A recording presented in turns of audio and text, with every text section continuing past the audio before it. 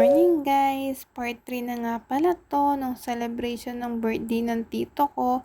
And dito makikita nyo yung kaldereta naman yung niluluto namin. Yung asawa nga pala ng pinsan ko yung nagluluto ng kaldereta. Mas napapabilis nga yung pagluluto namin kapag nagtutulungan kami. Isa nga pala yung kaldereta sa mga paborito kong ulam. Ang hirap mag voice over kapag ganitong pagkain yung nakikita ko, nakakatakam. Sauce pa lang, ulam na. Yung ibang kapatid nga pala ni mama ko, taga dito lang din sila sa Nueva Ecija. Si mama ko nga lang pala, yung pinakamalayo nilang kapatid. Yung anak nga pala ng tita ko ay nagtatrabaho sa Manila. Doon na rin sila nakatira ng asawa niya.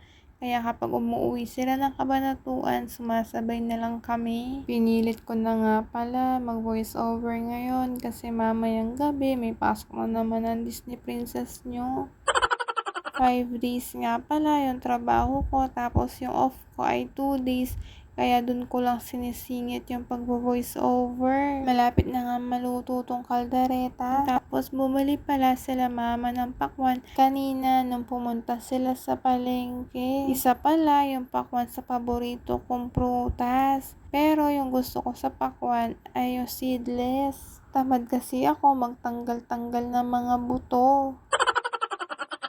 Eto nga, luto na yung kaldereta, kaya ilalagay na natin to sa table. Eto na nga, yung lahat ng handa ng tito ko, may mga kalamay. Siyempre, hindi mawawala yung cake. Dala nga pala ng mga kapatid ni mama, etong kalamay.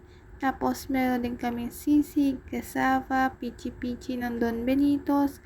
Meron din tayo Shanghai. Tapos, yung toko at baboy na niluto natin. Nag-order nga lang pala yung mga pinsan ko ng pansit palabok. Tapos, ito naman yung pakwan at kaldereta natin. Bumili lang din pala ng puno ice cream yung mga pinsan ko. Simula bata nga pala ako, yung puno ice cream na cheese cashew na yung favorite kong flavor. Yung kaibigan nga pala ng tito ko, meron pala siyang dalang cake. Siyempre, dahil mas masarap ang Black Forest, ito muna ang unang lalantakan namin ng mga pinsan ko.